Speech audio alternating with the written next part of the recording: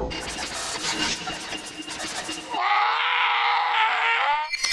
everyone, Fear Crawler here. Welcome to the video. I was just checking the mail right now and someone mailed me a sack full of delicious pork rinds. My favorite. I mean, how cool is that? Speaking of sacks, that's kind of what today's video deals with, although not a sack full of pork rinds. Enjoy.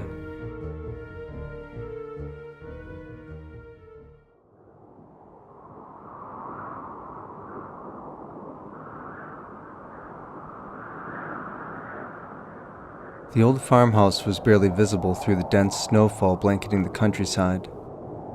The dark van parked at the bottom of the hill, and the fresh footprints in the newly fallen snow told me everything I needed to know about what was happening inside the house. I parked the police cruiser out of the line of sight and followed the trail of footprints from the van, pausing only once every few moments to make certain I wasn't being watched or followed.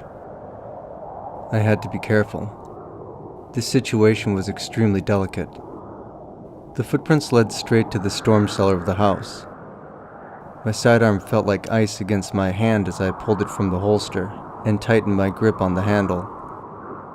I nearly tripped over the crowbar sitting in the snow next to the open cellar doors. I was fortunate enough to catch myself in time, just barely avoiding a tumble. I loitered momentarily at the top of the cellar steps and cocked my head slightly to the left, so I could listen for movement. Just then, a muffled female scream assaulted my eardrums. I needed to move. Without even thinking, I rushed down the stairs and forced the door of the boiler room open. I was greeted to a scene of a lanky man in his mid-30s, armed with a meat cleaver.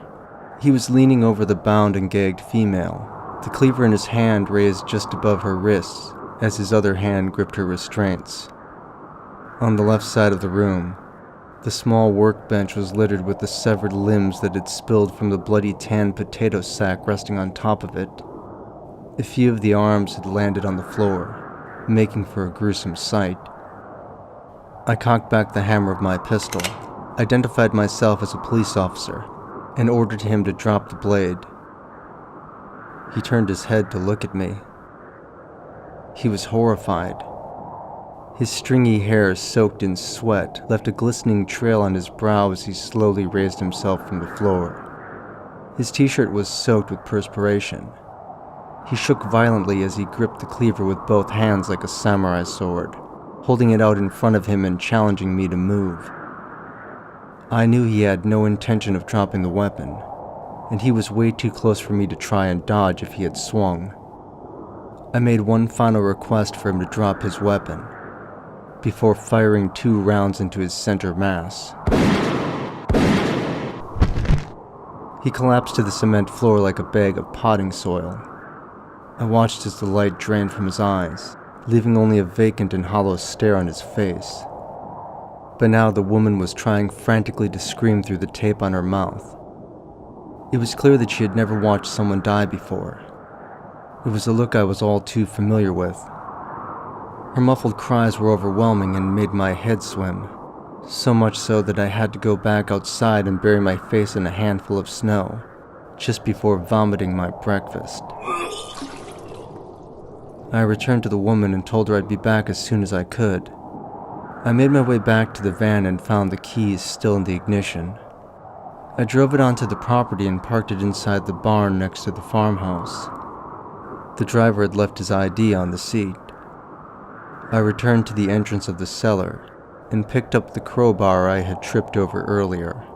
I glanced over at the broken lock laying in the snow. I made my way back down the stairs and into the kill room. I knelt down in front of the woman and pulled the tape from her mouth. So many questions spilling from her lips. Why? Why are you doing this? I had a few questions of my own as I shoved the ID in her face. How did your brother find you? How did you manage to contact him? I didn't wait for her reply. I didn't need it. I taped her mouth back up and I thanked her.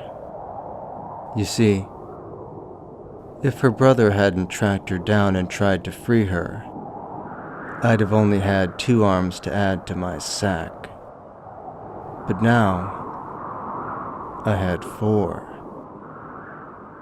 I made a real mess with the crowbar he dropped. Side note, I need to get that lock replaced on the cellar doors. I also need to ditch that van along with the police cruiser. Just need to get the cop's body from the trunk first.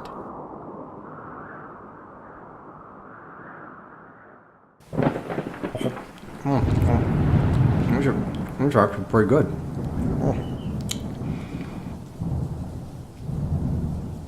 Oh, I guess they're all gone. What's this? Oh, there's a letter inside. Dear Fear Crawler, I know how much you enjoy my channel. Enclosed you'll find half of Dale's face, signed Quipster Puck.